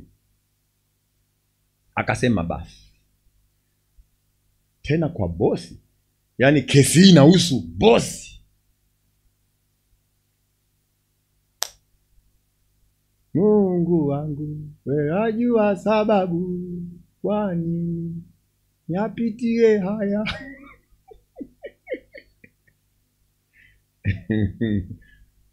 Nafikiri alifika sehemu ya kusema kibinadamu, Mungu mikononi mwako naiweka nini jamani? Kwa umuzitoki, ila hata nitoke nisitoke, imani yangu kwako Bwana nitailinda kwa uchu wote. Jamani, amina amina. Wema wa Mungu tena mule ukaingilia kati. Jamani, amina amina. Ili katokeaje? Mtu kapigwa ndoto kule, kachanganyikiwa, imemkosesha amani. Kuielezea akasema tulia. Hiyo wewe kuhusu hiyo mikate yako na kikapu na nini? Samani sana. Nafikiri wewe utakuwa umeishia umume. Yaani wewe kifungo hiki kwa kweli utoke. Ila wewe ambaye ulikuwa mnyweshaji, alafu kana nini, wewe utatoka tena baada ya siku 3 tu, wewe utaondolewa, utakuwa huru. Ila wewe samani kwa tafsiri hiyo, lakini ndicho walichokiota. Ikaje ikawa hivyo mpaka Farao akasema, huyu anayejua huyu hawa ndio tunawataka watu wa namna hii kwenye ufalme bwana, anakuwepo kwenye cabinet. Mtu anayejua kuona maswala vizuri namna hii kwenye cabinet, ukiwa naye hizo zinakuwa safi. Jamani, wema wa Mungu umeingilia hujaingilia? Lakini ni katikati ya machungu na magumu na heka na unafika mpaka you run out of option. Yaani unakuwa huoni njia kabisa nyingine. Alafu wema, ndio tunaposema our God is good, tuna maana kubwa sana. Jamani, amina amina. Wema wake utauona wakati wa matatizo, wakati wa shida, wakati wa mabaya. Wakati mabaya yanakuja baya baada ya baya baada ya baya, ndio sasa wema wa Mungu unakuja counteract mabaya. Jamani, amina amina. Wema wa Bwana upo kwa ajili ya kupangua yale mabaya. Yanaanza kuja kwanza, alafu wema wa Mungu unayapangua. Yanapokuja mabaya usiogope. Jamani, amina amina. Katafsiri huyo wema wa Bwana ukaenda mpaka anakaribishwa ikulu, anakuwa waziri mkuu. Naona wema wa Bwana unaanza sasa, wema wa Bwana unaanza kujaa sasa. Wema wa Bwana akaendelea hivyo na akaja akawa baraka sana kwa watu wote wa dunia nzima. Kwa sababu dunia nzima, ukisoma Biblia, dunia nzima ilikimbilia Misri. Walijua Misri kuna chakula. Kulikuwa na njaa dunia yote. Kwa sababu ya ufahamu na akili na busara ya mtu wa Mungu Yusufu, dunia nzima ikapata ahueni na nafuu. Watu wengi hawakufa kwa njaa kwa sababu ya huyu mcha Mungu, lakini hadi afikie hapo kuna mitihani huku. Kuna orodha ya mitihani Biblia ipitie kwanza, ikamwandaa. Kumbe yale mapito yalikuwa yanamwandaa kwa ajili ya nafasi nzuri kubwa iliyoko mbele yake, ambayo hata yeye hakujua kama atakuja kwa waziri mkuu wa kule. Hakujua. Alichokifanya ni kubaki kuwa mwaminifu kwa Mungu na kuitunza imani. Unabaki tu hapo. Alifanya kinachompasa mtu kufanya. Nisomee Mhubiri sura ya ngapi ile? Ya 12 mstari wa 10 na ngapi? Na nimalizia hapo kwa leo. Mhubiri, Ecclesiastes chapter 12, I believe, verse number somewhere 13. Kama mstari kama mwishoni pale, kapili kutoka mwisho. Mhubiri 11 12 mstari kuanzia mstari wa 13. Hii ndio jumla ya maneno. Ni 13. Mhubiri 12:13. Hii ndio jumla ya maneno yote. Samahani. Hii ndio jumla ya maneno. Hii ndio jumla ya maneno. Yote yamekwisha sikiwa. Yote yamekwisha kusikiwa. Mche Mungu. 1, mche Mungu. Nawe zishike amri zake. 2, na mwisho zishike amri zake. Maana kwa jumla ndio impasayo mtu. Na hiki ndio alikishika Danieli. Alifanya hivyo, alimcha Mungu na kushika amri zake. Hata alipolazimishwa kuzivunja amri za Mungu aligoma. Alimcha Mungu akashika amri zake. Bakia hapo, mengine mwachie Mungu, hayakuhusu. Anajua atafanyaje na atafanya lini. Bakia kumcha Mungu, shika amri zake. Alifanya hivyo Danieli, alifanya hivyo Ayubu, alifanya hivyo Daudi, wote walifanya hivyo. Yusufu alifanya hivyo. Natamani na mimi leo nifanye hivyo. Jamani, amina amina. Na kuombea na wewe ufanye hivyo.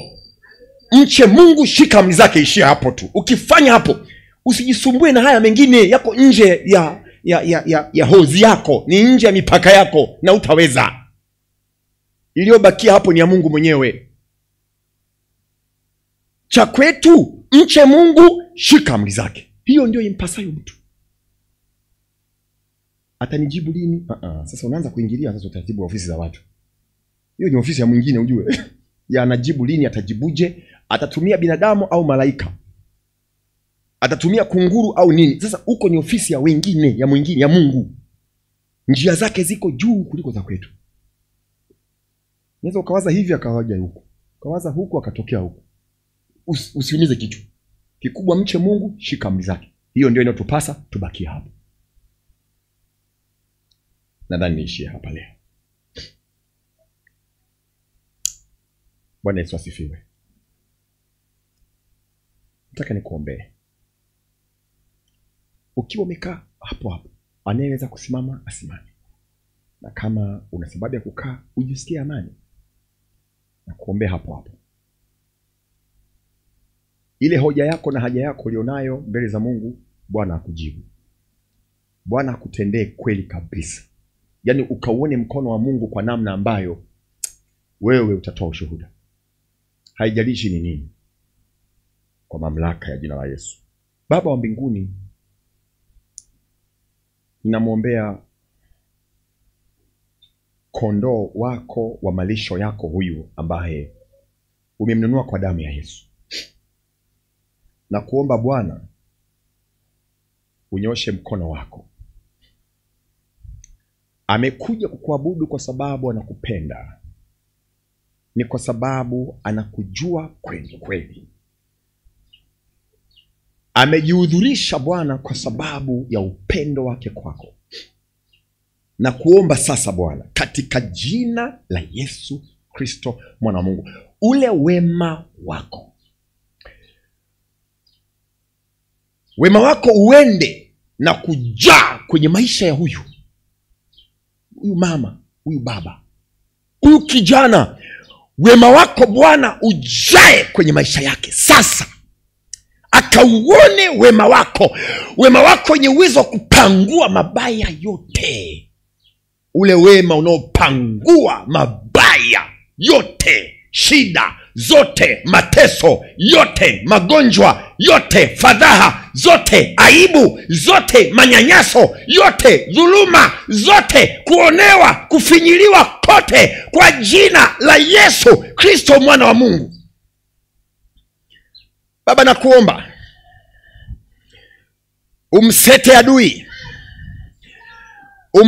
adui anayehangaika na kujitahidi kufuatilia maisha ya huyu, katika jina la Yesu. Umsete adui Bwana, umsete adui sasa kwa jina la Yesu. Kwa mamlaka ya jina la Yesu, umsete adui Bwana.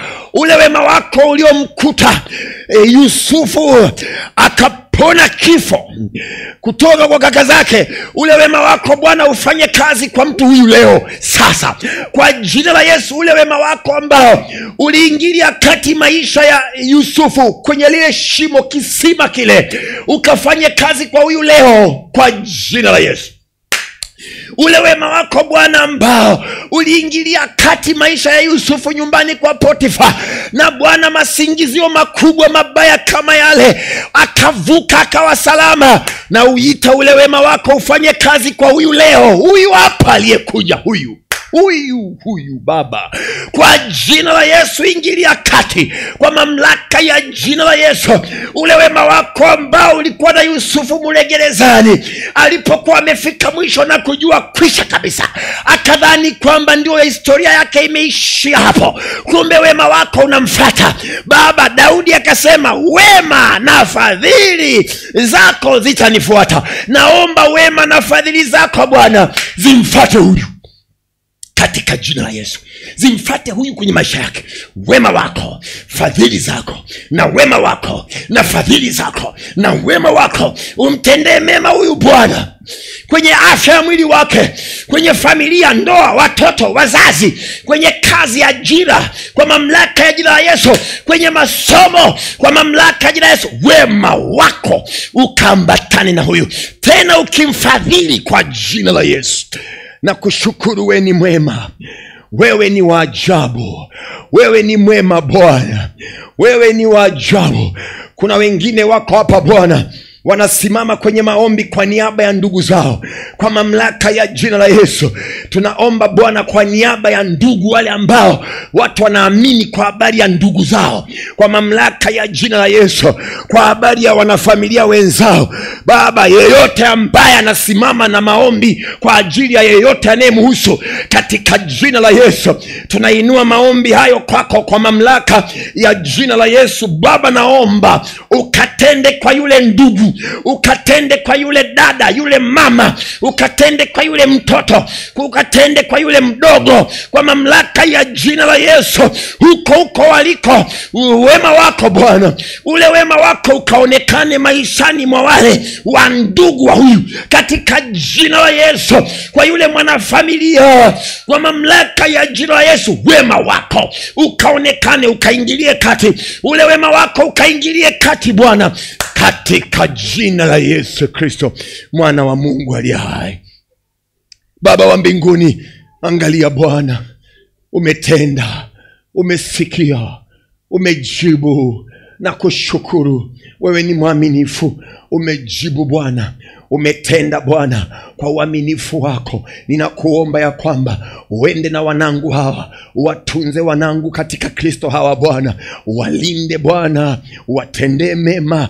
Ninaomba ya kwamba wakaone wema wako, wakaone fadhili zako, wakauone ukuu wako, wakazione baraka zako zaidi sana, wakaone Bwana ule utakatifu na ule uchaji Mungu ndani yao. Wajalie kusimama imara katika imani, wajalie kukuamini wakati wote Bwana, katika jina la Yesu Kristo. Na kemea madhaifu kwenye mwili, na kemea magonjwa kwenye mwili, na kemea vinavyokatisha tamaa, na katisha tamaa wale wakatisha tamaa, na wavunja wao moyo, na wakatisha tamaa maadui zako, na warudisha nyuma maadui zako, na wapiga na kuwaseta wanaokaa vikao vya siri kinyume cha maisha yako, na simama kinyume chao kwa mamlaka ya jina la Yesu. Sitanyamaza, sitaacha, na piga makusanyiko yao, na sambaratisha kwa mamlaka ya jina la Yesu. Yeyote ambaye anakuwazia mabaya kwa siri au kwa wazi, Yesu aingilie kati, kama alivyoingilia kati kwa Yusufu, aingilie kati kwenye maisha yako kwa mamlaka ya jina la Yesu. Kama ambavyo wema wa Bwana uliingilia kati maisha ya Yusufu akaokoka kutoka kuuawa, basi wema wa Bwana uingilie kati kwenye maisha yako, kwenye biashara, kwenye kazi, kwenye uchumi, kwa mamlaka ya jina la Yesu. Pokea neema ya Bwana, pokea uweza na nguvu ya Bwana, pokea wema wa Bwana maishani mwako. Bwana atende, tena atende mpaka ujue ametenda.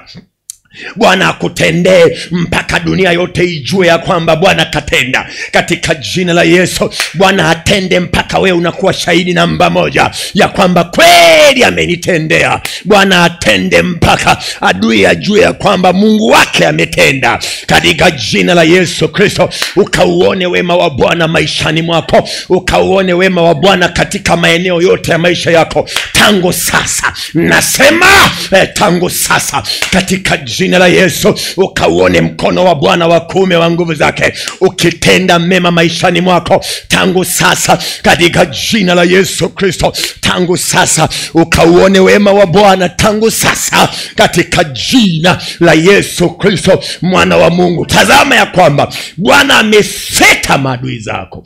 Tazama ya kwamba Bwana ameondoa vizuizi. Tazama kwamba Bwana ameondoa magonjwa yako. Tazama kwamba Bwana amevunja vifungo vyote. Tazama Bwana amekutendea mema, amekuponya na kukubariki. Bwana anakulinda na kukutunza kwa mamlaka ya jina la Yesu. Baba wa mbinguni, asante. Asante Bwana. Asante kwa upendo wako kwa huyu. Asante Bwana kwa ukuu wako. Asante, umejibu, umetenda. Utukufu ni wa kwako Bwana. Hakuna hata mmoja aliyekukimbilia Bwana akatupa nje. Hakuna hata mmoja aliyekukimbilia akatupwa nje. Hakuna. Hayupo aliyekutumainia ukamtupa nje. Hakuna Bwana. Hakuna aliyekukimbilia ukamtupa nje. Huyu amekukimbilia asiaibike milele. Huyu angalia, amekukimbilia asiaibike milele. Amekukimbilia. Huyu mzee amekukimbilia asiaibike milele. Vijana hawa wamekukimbilia wasiaibike milele. Wamama hawa wamekukimbilia wasiaibike milele. Katika jina la Yesu, kwa haki yako Bwana uwaponye. Enda pamoja nao katika jina la Yesu.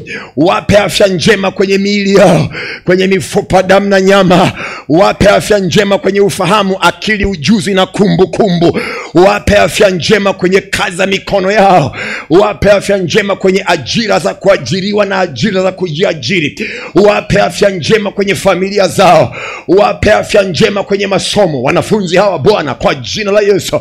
Afya njema kwenye kila eneo la maisha yao, kwa mamlaka ya jina la Yesu. Baba, tunasema ni asante.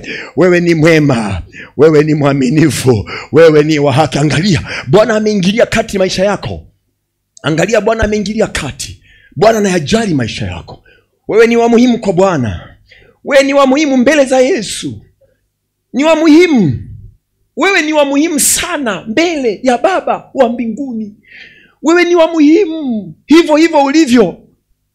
Wewe ni wa muhimu kwake. Wewe ni wa muhimu. Anajishughulisha na mambo yako. Maandiko yanasema Baba Mungu anajishughulisha na mambo yako. Yuko busy, anajishughulisha na mambo yako, kwa sababu wewe mbele yake ni wa muhimu sana. Wewe ni wa muhimu. Wewe ni wa muhimu. Bwana akupe kuvaa na kusitirika. Bwana akupe kula na kushiba na kuwagawia wenye uhitaji. Bwana akupe kunywa maji masafi na salama ya kunywa. Bwana akupe ushindi kwenye kila eneo la maisha yako. Mwanafunzi, Bwana akupe kufaulu kwa namna ambayo anaijua yeye mwenyewe, na namna zake zote ni takatifu. Bwana akupe kuwa mshindi. Bwana aikuze ile bidii yako, ile bidii yako ya kujisomea na kujifunza. Bwana itazame ukale matunda mazuri ya bidii yako masomoni, katika jina la Yesu. Baba, nasema ni asante. Sasa nina amani, najisikia vizuri. Yesu amejibu, Yesu ametenda, katika jina la Mungu Baba na Mwana na Roho Mtakatifu. Na tuseme amen. Tumshukuru Bwana kwa makofi yetu mazuri.